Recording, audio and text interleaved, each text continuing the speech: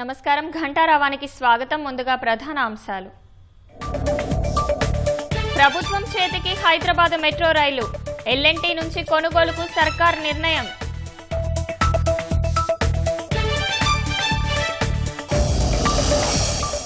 పంచాయతీ ఎన్నికల్లో రిజర్వేషన్లపై ఇవాళ జీవో ఇచ్చే అవకాశం. సర్కార్ సరేనంటే ఈ నెల 29న షెడ్యూల్ విడుదలకు సిద్ధమైన ఎస్ఈసీ. నేడు అంబర్పేటలో బతుకమ్మ కుంటను ప్రారంభించనున్న సీఎం. 7 కోట్ల ఖర్చుతో 5 నెలల్లో చెరువుకు జీవం పోసిన హైడ్రా. MiG-21 ఫైటర్ జెట్లకు ఇవాళ తుది వీడ్కోలు. భారత వాయుసేనలో 6 దశాబ్దాల సేవలు.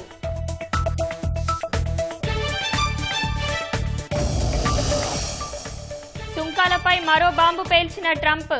ఫార్మా దిగుమతులపై 100% పన్ను వేస్తామని ప్రకటన.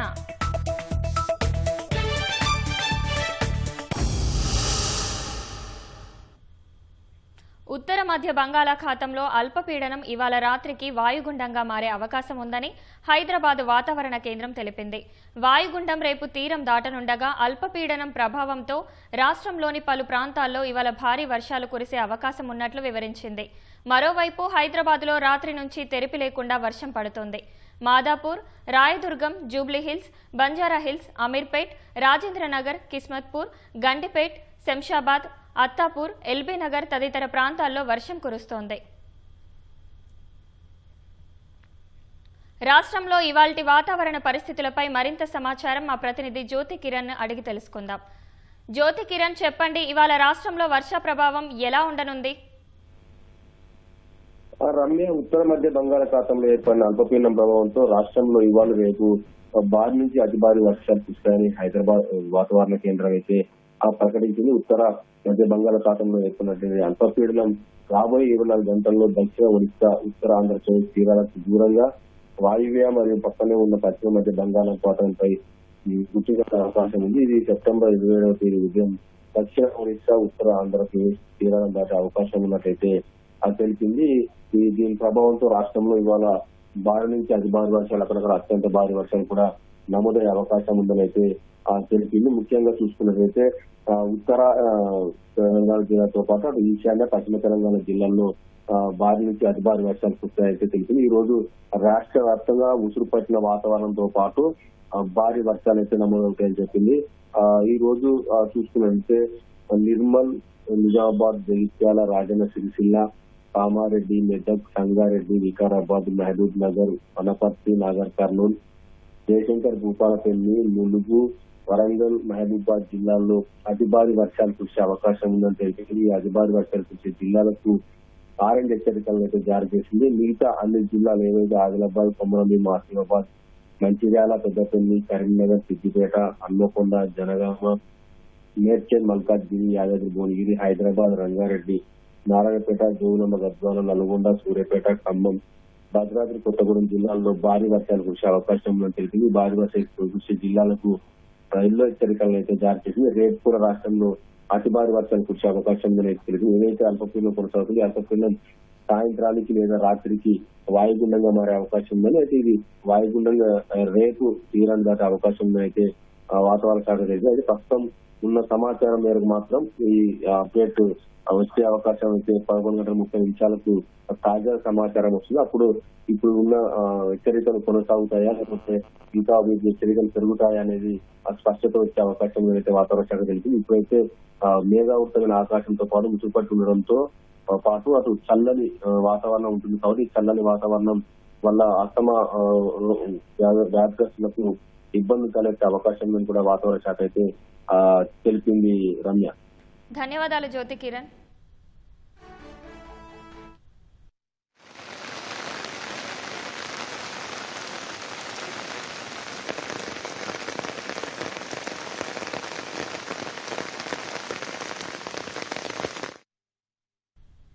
హైదరాబాద్ మొదటి దశ మెట్రో రైలు ప్రాజెక్టు ప్రభుత్వం చేతిలోకి రానుంది. మెట్రో రైలును కొనుగోలు చేయాలని ప్రభుత్వం నిర్ణయించింది. ముఖ్యమంత్రి రేవంత్ రెడ్డి, ఎల్&టీ చైర్మన్ సుబ్రహ్మణ్యన్ మధ్య జరిగిన చర్చల్లో ఈ మేరకు అంగీకారం కుదిరింది. హైదరాబాద్ తొలి దశ మెట్రో రైలు పగ్గాల్ని ప్రభుత్వం చేపట్టనుంది. రెండో దశ మెట్రో నిర్మాణం సజావుగా సాగాలంటే మొదటి దశను తమ చేతుల్లోకి తీసుకోవడమే సరైందని సర్కార్ భావించింది. కొన్ని రోజులుగా పలు ప్రత్యామ్నాయాలపై చర్చలు జరగ్గా గురువారం జరిగిన చర్చల్లో తుది నిర్ణయానికొచ్చారు. మెట్రో రైలు కోసం బ్యాంకుల నుంచి ఎల్&టీ తీసుకున్న 13,000 కోట్ల రుణం బాధ్యత ప్రభుత్వం తీసుకుంటోంది. మరో 2,000 కోట్లను ఎల్&టీకి ప్రభుత్వం ఈక్విటీ కింద చెల్లించేలా ఒప్పందం కుదిరినట్లు సంబంధిత వర్గాలు తెలిపాయి. హైదరాబాద్ మెట్రో రైలు విస్తరణలో ఇది కీలకంగా మారనుంది. ఈ నిర్ణయం అమలుకు తదుపరి కార్యాచరణ ప్రారంభిస్తున్నామని, ఇది పూర్తయితే దేశంలో ఉన్న 23 మెట్రోలలో ప్రైవేటు రంగం చేతిలో ఉన్న ఒకే ఒక మెట్రో కూడా ప్రభుత్వం చేతికొచ్చినట్లవుతుందని అధికార వర్గాలు పేర్కొన్నాయి. వచ్చే 3 ఏళ్లలో మెట్రో రైలు రెండో దశను పూర్తి చేయాలని ప్రభుత్వం లక్ష్యంగా పెట్టుకుని కేంద్రానికి డీపీఆర్ పంపింది. మొదటి దశ ఎల్&టీ చేతిలో ఉన్నందున ఆ సంస్థతో అవగాహనకు రావాలని కేంద్రం సూచించడంతో పాటు పలు అభ్యంతరాలు వ్యక్తం చేసింది. ఒప్పందం చేసుకోవడానికి ఎల్&టీ అంగీకరించకపోవడంతో రెండో దశకు అడ్డంకిగా మారకూడదన్న ఉద్దేశంతో మొదటి దశను ప్రభుత్వమే తీసుకోవాలని నిర్ణయించింది. ముఖ్యమంత్రి రేవంత్ రెడ్డి, ఎల్&టీ చైర్మన్ ఎస్ఎన్ సుబ్రహ్మణ్యన్ మధ్య జరిగిన ఉన్నత స్థాయి సమావేశంలో ఈ మేరకు అంగీకారం కుదిరింది. మొదటి, రెండో దశ కలిపి నిర్వహణ తదితర అంశాలపై చర్చించిన తర్వాత మొదటి దశ మెట్రో రైలును ఎల్&టీ నుంచి కొనుగోలు చేయడానికే ప్రభుత్వం మొగ్గు చూపింది. దీనికి ఎల్&టీ సైతం అంగీకారం తెలిపింది. సమావేశం అనంతరం ప్రభుత్వం మెట్రో రైలు గ్రూపు నుంచి ఓ ప్రకటన విడుదలైంది. దీని ప్రకారం హైదరాబాద్ చుట్టుపక్కల ప్రాంతాల్లో పెరుగుతున్న ప్రజా రవాణా డిమాండ్ను పరిగణలోకి తీసుకుని రెండో దశ ఏ, బి కింద 8 లైన్లతో మొత్తం 163 కిలోమీటర్ల దూరం అదనపు మెట్రో నిర్మాణానికి కేంద్రానికి రాష్ట్ర ప్రభుత్వం ప్రతిపాదనలు పంపింది. దీనిపై కేంద్ర ప్రభుత్వం 10 దఫాలుగా సమీక్షించింది. మొదటి దశ ప్రైవేటు చేతిలో ఉండగా రెండో దశ ప్రభుత్వం చేపడుతుందని, రెండింటినీ కలిసి సమీకృత నిర్వహణకు ఒప్పందానికి రావాలని కేంద్రం సూచించింది. ఇది జరిగితేనే తదుపరి ప్రక్రియను ప్రాసెస్ చేయగలమని పేర్కొంది. రెండో దశలో భాగస్వామిగా ఉండడానికి గాని మొదటి 2 దశలు కలిపి నిర్వహించడానికి అంగీకారం తెలుపుతూ ఒప్పందంపై సంతకం చేయడానికి గాని ఎల్&టీ అంగీకరించలేదు. మెట్రో రైల్లో తమ వాటాను రాష్ట్ర ప్రభుత్వానికి లేదా కేంద్రానికి విక్రయించడానికి ముందుకొచ్చింది. మెట్రో రైలు విస్తరణ రెండో దశలో ఈక్విటీ భాగస్వామిగా ఉండాలని సీఎం కోరగా ఎల్&టీ చైర్మన్ అంగీకరించలేదు. 2 దశల మధ్య రైళ్ల నిర్వహణ, ఆదాయం, నిర్వహణ, వ్యయం, వాటాలపై ఉన్న ఆందోళనల కారణంగా సంతకం చెయ్యలేమని ఎల్&టీ చైర్మన్ పేర్కొన్నారని ప్రకటనలో ప్రభుత్వం వివరించింది. తమ వాటా మొత్తం విక్రయిస్తామని ఎల్&టీ చైర్మన్ ప్రతిపాదించిన తర్వాత ఆర్థికపరమైన అంశాలు, ఆస్తుల విలువ తదితరాలపై చర్చ జరిగింది. మెట్రో రైలుకున్న 13,000 కోట్ల అప్పును ప్రభుత్వం తీసుకుని తమ ఈక్విటీ విలువగా 5,900 కోట్లు చెల్లించాలని సుబ్రహ్మణ్యన్ కోరారు. విస్తృత చర్చల తర్వాత కేంద్ర ప్రభుత్వం నుంచి రెండో దశ ఆమోదం పొందడానికి వీలుగా 13,000 కోట్ల అప్పును ప్రభుత్వం తీసుకోవడంతో పాటు మెట్రో రైల్లో ఈక్విటీ ఇన్వెస్ట్మెంట్ కింద 2,000 కోట్లు వన్ టైం సెటిల్మెంట్ కింద చెల్లించడానికి ప్రభుత్వం అంగీకరించింది. పంచాయతీ ఎన్నికల్లో రిజర్వేషన్లపై ప్రభుత్వం ఇవాళ జీవో విడుదల చేసే అవకాశం ఉంది. బీసీలకు 42%, ఎస్సీ, ఎస్టీలకు 27% రిజర్వేషన్లు కల్పిస్తూ ఇవాళ ఉత్తర్వులు ఇస్తుందని విశ్వసనీయ సమాచారం. ఇప్పటికే రిజర్వేషన్లు ఖరారు చేసి సిద్ధంగా పెట్టుకున్న జిల్లా యంత్రాంగం మహిళా రిజర్వేషన్లు రేపు లేదా ఎల్లుండి ఖరారు చేసే అవకాశం ఉంది. మరోవైపు హైకోర్టు ఆదేశాలతో ఎన్నికలకు అన్ని ఏర్పాట్లు చేసిన రాష్ట్ర ఎన్నికల సంఘం ప్రభుత్వం ఓకే అంటే ఈ నెల 29న షెడ్యూల్ విడుదల చేయనున్నట్లు తెలుస్తోంది. 2 విడతల్లో పంచాయతీ ఎన్నికలు పూర్తి చేసేలా ఎస్ఈసీ ప్రణాళిక చేసినట్లు సమాచారం. పంచాయతీ ఎన్నికల్లో రిజర్వేషన్లపై ప్రభుత్వం నేడు జీవో ఇచ్చే అవకాశం ఉంది. పంచాయతీలు, వార్డులు, ఎంపీటీసీలు, జెడ్పీటీసీలు, ఎంపీపీలు, జెడ్పీల్లో బీసీలకు 42%, ఎస్సీ, ఎస్టీలకు 27% రిజర్వేషన్లు కల్పిస్తూ ఉత్తర్వులు ఇవ్వనున్నారు. విద్య, ఉద్యోగాలతో పాటు స్థానిక సంస్థల్లో బీసీలకు 42% రిజర్వేషన్లు కల్పిస్తూ అసెంబ్లీ చేసిన తీర్మానం రాష్ట్రపతి వద్దే పెండింగ్ లో ఉంది. పంచాయతీలు, మున్సిపాలిటీల్లో రిజర్వేషన్లు 50% వరకే ఉండాలన్న నిబంధన తొలగిస్తూ చట్ట సవరణ కోసం చేసిన బిల్లులు గవర్నర్ వద్ద పెండింగ్ లో ఉన్నాయి. మరోవైపు పంచాయతీ ఎన్నికల నిర్వహణకు ప్రభుత్వం, రాష్ట్ర ఎన్నికల సంఘానికి హైకోర్టు విధించిన గడువు ఈ నెల 30తో ముగియనుంది. రాష్ట్రపతి, గవర్నర్ వద్ద బిల్లులు పెండింగ్ లో ఉన్నప్పటికీ బీసీలకు 42% రిజర్వేషన్లు ఇవ్వాలన్న నిర్ణయంలో వెనక్కి తగ్గవద్దని ప్రభుత్వం, కాంగ్రెస్ పార్టీ భావిస్తోంది. న్యాయ సలహాలు తీసుకున్న ప్రభుత్వం డెడికేటెడ్ కమిషన్ సిఫార్సుల మేరకు జీవో ద్వారా బీసీలకు 42% రిజర్వేషన్లు ఇవ్వాలని నిర్ణయించింది. ప్రభుత్వ ఆదేశాల మేరకు పంచాయతీలు, వార్డులు, ఎంపీటీసీలు, జెడ్పీటీసీలు, ఎంపీపీలు, జెడ్పీల్లో బీసీలకు 42% రిజర్వేషన్లను అధికార యంత్రాంగం సిద్ధం చేసింది.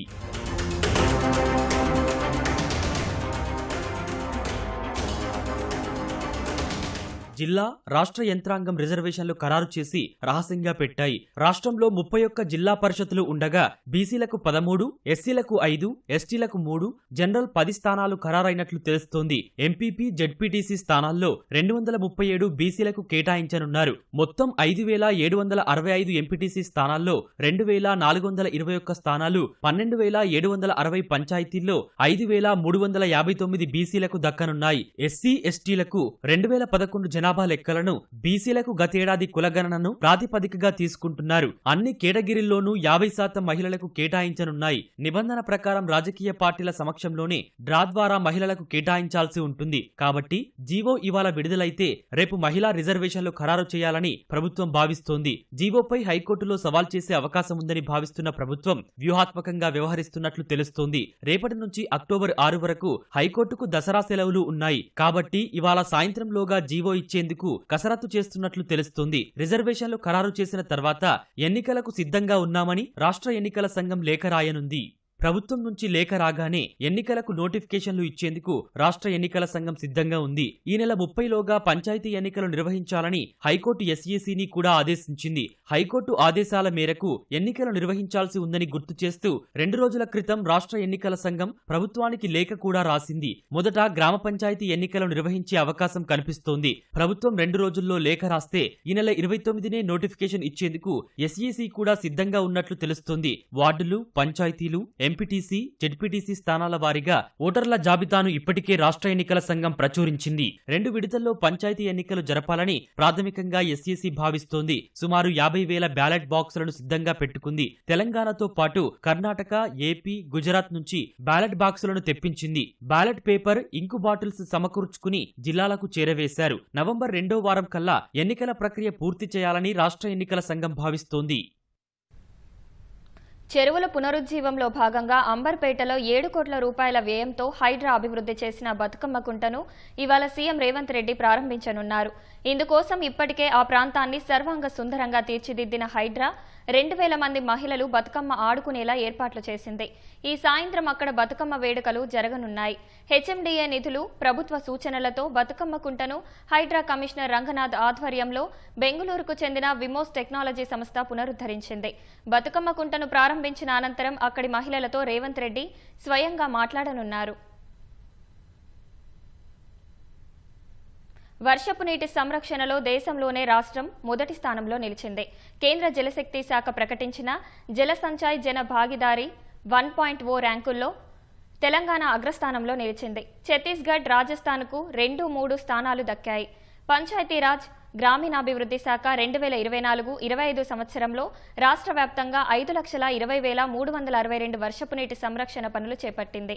చెక్ డ్యాంలు, ఇంకుడు గుంతలు, రూఫ్ వాటర్ హార్వెస్టింగ్ వంటి పనులు అత్యధికంగా చేపట్టినందుకు మొదటి ర్యాంకు సాధించింది. ప్రభుత్వం చేపట్టిన పనుల జాతర, ఉపాధి హామీ పనుల్లోనూ నీటి సంరక్షణకు ప్రాధాన్యం ఇవ్వడం వల్ల దేశంలోనే మొదటి స్థానంలో నిలిచింది. జల సంచయ్ జన భాగీదారీ 1.0లో దేశవ్యాప్తంగా 67 జిల్లాలు ఎంపిక కాగా తెలంగాణకు చెందిన 8 జిల్లాలకు గుర్తింపు లభించింది. 3 జిల్లాలు 2 కోట్ల రూపాయల నగదు రివార్డు, మరో 3 జిల్లాలు 1 కోటి రూపాయలు, 2 జిల్లాలు 25 లక్షల రివార్డు విభాగంలో ఎంపికయ్యాయి. వర్షపు నీటి సంరక్షణలో తొలి స్థానం సాధించి దేశానికి ఆదర్శంగా నిలవడంపై సీఎం రేవంత్ రెడ్డి, పంచాయతీరాజ్ శాఖ మంత్రి సీతక్క హర్షం వ్యక్తం చేశారు. ఈ ఘనత సాధించడంలో కీలక పాత్ర పోషించిన పంచాయతీరాజ్ శాఖ ముఖ్య కార్యదర్శి ఎన్ శ్రీధర్, డైరెక్టర్ జి సృజన కలెక్టర్లను అభినందనించారు.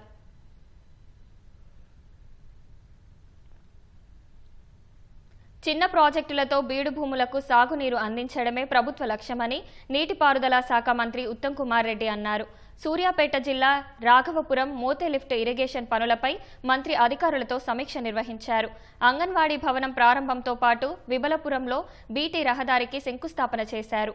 240 కోట్లతో నిర్మిస్తున్న మోతే ఎత్తిపోతల ద్వారా 46.7 వేల ఎకరాలకు సాగునీరు అందుతుందన్నారు. రైతుల అభివృద్ధికి ప్రభుత్వం కట్టుబడి ఉందన్నారు. అంతకుముందు సూర్యాపేట కలెక్టర్ కార్యాలయం ఆవరణలో 874 కోట్లతో నిర్మించిన కలెక్టర్, జాయింట్ కలెక్టర్, ఇతర ఉన్నతాధికారుల నివాస గృహాలను మంత్రి ప్రారంభించారు.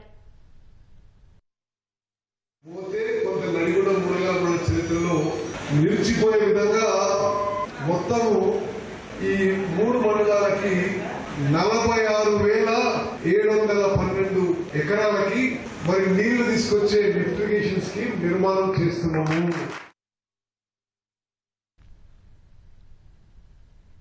సామాజిక మాధ్యమాల్లో తరచూ నేరాలకు పాల్పడే వారిపై హిస్టరీ షీట్లను పోలీసులు తెరవనున్నారు. పదే పదే నేరాలు చేసే వారి జాబితాలో పోలీస్ స్టేషన్ల వారీగా రికార్డులు నిర్వహించాలని నిర్ణయించారు. ఈ మేరకు రాష్ట్ర వ్యాప్తంగా అన్ని జిల్లాల ఎస్పీలు, కమిషనరేట్లకు పోలీస్ విభాగం ఆదేశాలు ఇచ్చింది.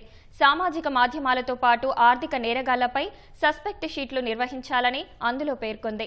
గతేడాది అమల్లోకి వచ్చిన BNS చట్టంలోని 111 సెక్షన్ ప్రకారం జాబితాలు సిద్ధం చేయాలని స్పష్టం చేసింది.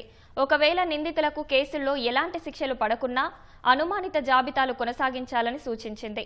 ఇప్పటికే నమోదైన కేసుల వివరాల ఆధారంగా నిందితులను గుర్తించి సస్పెక్ట్ షీట్లు తెరవాలని, వారి కదలికల మీద నిఘా పెడుతూ పదే పదే నేరాలకు పాల్పడకుండా అడ్డుకోవాలని పేర్కొంది. నిర్దేశిత సమయంలోగా వీటిని సిద్ధం చేయాలని స్పష్టం చేసింది. తరచూ నేరాలకు పాల్పడే వ్యక్తులపై నిఘా పెట్టేందుకు ఉద్దేశించే సస్పెక్ట్ హిస్టరీ షీట్, పదే పదే నేరాలకు పాల్పడే వ్యక్తుల నేపథ్యం, కేసులు సహా అన్ని వివరాలతో దీన్ని నిర్వహిస్తారు. హైదరాబాద్ SR నగర్లో అర్ధరాత్రి ఓ ప్రైవేట్ బస్సులో ఒక్కసారిగా మంటలు చెలరేగాయి. పొగలు రావడంతో డ్రైవర్ అప్రమత్తమై బస్సును పక్కకు నిలిపివేయడంతో పెను ప్రమాదం తప్పింది. బస్సు ముందు భాగం పూర్తిగా కాలిపోయింది. ప్రమాదంలో ఎవరికీ ఎలాంటి గాయాలు కాలేదు. సమాచారం అందుకున్న అగ్నిమాపక సిబ్బంది మంటలను ఆర్పివేశారు. విద్యుదాఘాతం కారణంగానే మంటలు వ్యాపించాయని తెలుస్తోంది. డ్రైవర్ బస్సును నిలిపివేసి ప్రయాణికులందరినీ సురక్షితంగా బయటకు దించారని అగ్నిమాపక సిబ్బంది తెలిపారు. హైదరాబాద్ నుంచి రాజమండ్రి వెళ్లాల్సిన ప్రైవేట్ ట్రావెల్ బస్సుకు SR నగర్ పరిధిలో ప్రమాదం జరిగిందని చెప్పారు. రాజమండ్రి వెళ్లాలని బస్ బుక్ చేస్తే మరో బస్సు ఎక్కించారని ప్రయాణికులు వాపోయారు. ఇంట్లో మంచం పైన కుమారుణ్ణి పడుకోబెట్టి బతుకమ్మ ఆడడానికి తల్లి బయటకు వెళ్లింది. తిరిగి వచ్చి చూసేసరికి ఆ కుమారుడు విగతజీవిగా కనిపించాడు. ముక్కు పచ్చలారని ఆ బాలుణ్ణి ఎవరు హత్య చేశారన్నది మిస్టరీగా ఉంది. మహబూబాబాద్ జిల్లా కేసముద్రంలో జరిగిన దారుణ ఘటన తీవ్ర కలకలం రేపింది. పోలీసులు కేసు నమోదు చేసుకుని దర్యాప్తు చేస్తున్నారు. మహబూబాబాద్ జిల్లా కేశసముద్రం నారాయణపురంలో దారుణం చోటు చేసుకుంది. గ్రామానికి చెందిన ఉపేందర్, శిరీషల కుమారుడు మనీష్ కుమార్ జ్వరంతో బాధపడుతుండగా బాలుడిని పడుకోబెట్టి తల్లి బతుకమ్మ ఆడటానికి వెళ్లింది. రాత్రి 9 గంటల సమయంలో నానమ్మ అన్నం పెడదామని బాబును లేపేందుకు యత్నించింది. ఎవరూ ఊహించని పరిణామం చోటు చేసుకుంది. బాలుడు అప్పటికే మృతి చెంది ఉండడంతో అంతా షాక్కు గురయ్యారు. అనుమానాస్పద స్థితిలో మృతి చెందిన బాబు మెడపై గాయాలుండటం, చుట్టూ గుడ్డతో గొంతు బిగించినట్లుగా ఉండటంతో పలు సందేహాలు వ్యక్తమవుతున్నాయి. జూలై 31న ఇదే బాలుడిపై హత్యాయత్నం జరిగింది. గుర్తు తెలియని వ్యక్తులు మనీష్ని కత్తితో దాడి చేసి గాయపరిచారు. హుటాహుటిన ఆస్పత్రికి తరలించగా అప్పుడు బాలుడికి ప్రాణాపాయం తప్పింది. కాని ఇప్పుడు మాత్రం మృత్యువు నుంచి తప్పించుకోలేక ప్రాణాలు కోల్పోయాడు.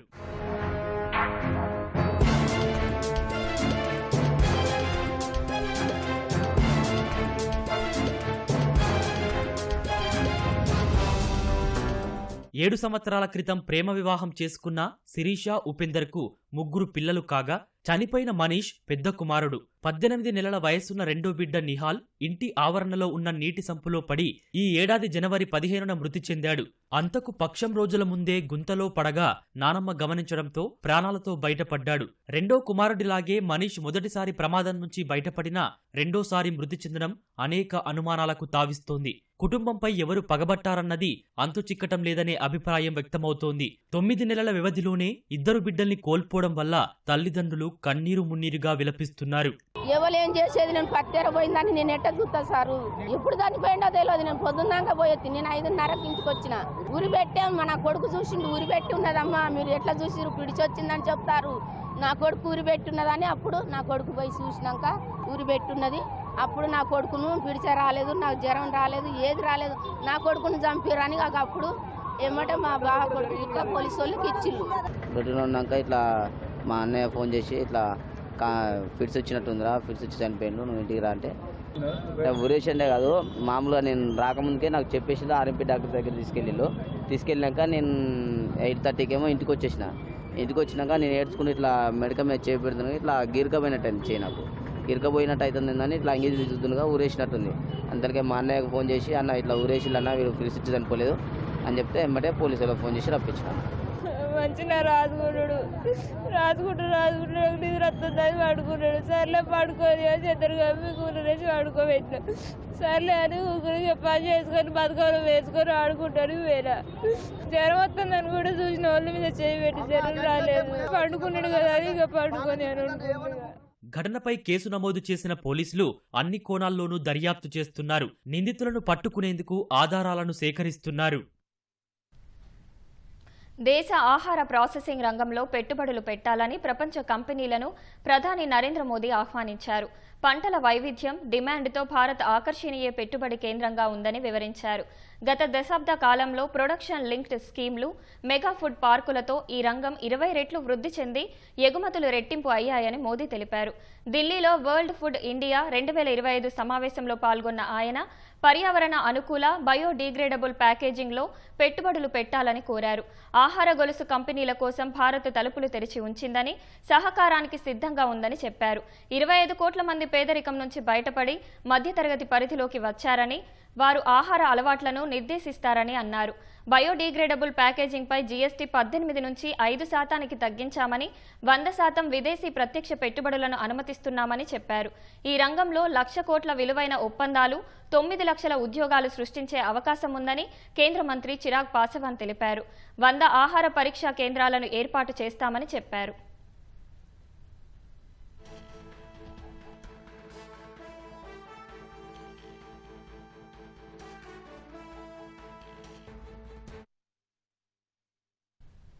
సంగారెడ్డిలో కురిసిన జోరు వానకు లోతట్టు ప్రాంతాలు జలమయం కాగా జనం అవస్థలు పడుతున్నారు. మరింత సమాచారం మా ప్రతినిధి రామకృష్ణ ప్రత్యక్ష ప్రసారం ద్వారా అందిస్తారు. రమ్య, ఉమ్మడి మెదక్ జిల్లా వ్యాప్తంగా రాత్రి నుంచి కురిసిన వర్షాలు అయితే మాత్రం లోతట్టు ప్రాంతాల్లో నీరు చేరాయని చెప్పుకోవచ్చు. ప్రస్తుతం అయితే నేను సంగారెడ్డి రైతు బజార్ దగ్గర అయితే ఉన్నాను. మనం చూసుకోవచ్చు రైతు బజార్ మొత్తం కూడా నీటితో నిండిపోయిందని చెప్పుకోవచ్చు. కూరగాయలు ఏవైతే ఉన్నాయో ఆ కూరగాయలన్నీ కూడా ఈ కూరగాయల దుకాణంలో నీరు చేరాయి. మొత్తం కూడా దాదాపు వేల రూపాయల్లో నష్టం వాటిల్లని కూడా చెప్తా ఉన్నారు.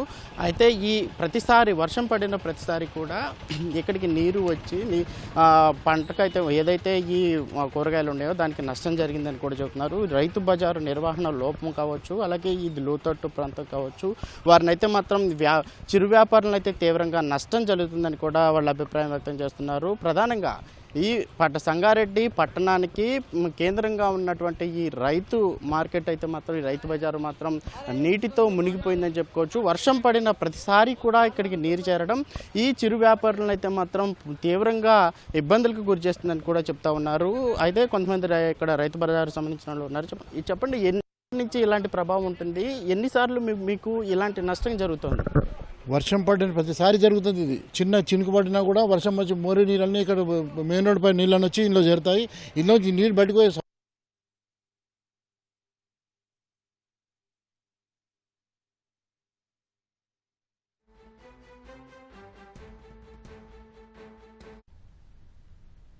వాయుసేనలో సుదీర్ఘ కాలం పాటు సేవలు అందించిన MiG-21 ఫైటర్ జెట్లకు నేడు తుది వీడ్కోలు పలకనున్నారు. 6 దశాబ్దాల పాటు భారత వాయుసేనకు వెన్నుముకగా నిలిచిన MiG-21 ఫైటర్ జెట్ల సేవలు ఇవాల్టితో నిలిచిపోయినాయి. ప్యాంథర్స్ అనే పేరుతో పిలిచే 23వ నెంబర్ స్క్వాడ్రన్కు చెందిన MiG-21 జెట్లలో చివరిదానికి చండీగఢ్ ఎయిర్ ఫోర్స్ స్టేషన్లో వీడ్కోలు పలకనున్నారు. Air chief marshal AP Singh Badal 3 అనే కాల్ సైన్తో స్క్వాడ్రన్ చివరి యాత్రను చేయనున్నారు. ఈ కార్యక్రమంలో రక్షణ మంత్రి Rajnath Singh, chief of defence staff general Anil Chauhan, army chief general Upendra Dwivedi, navy chief admiral Dinesh K Tripathi పాల్గొననున్నారు. MiG-21 యుద్ధ విమానాలు రష్యాకు చెందినవి. 6 దశాబ్దాల క్రితం భారత వాయుసేనలోకి చేరి కీలక సేవలు అందించాయి. అయితే హైస్పీడ్ ల్యాండింగ్ వల్ల MiG-21 ఫైటర్ జెట్లు నడపడం పైలట్లకు సవాలుగా మారిందనే అభిప్రాయం ఉంది.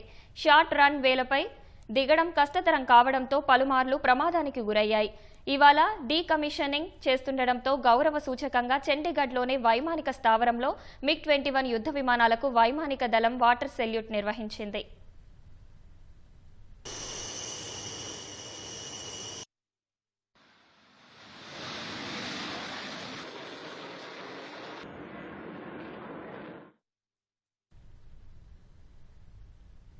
అమెరికా అధ్యక్షుడు డొనాల్డ్ ట్రంప్ మరో పిడుగులాంటి వార్త చెప్పారు.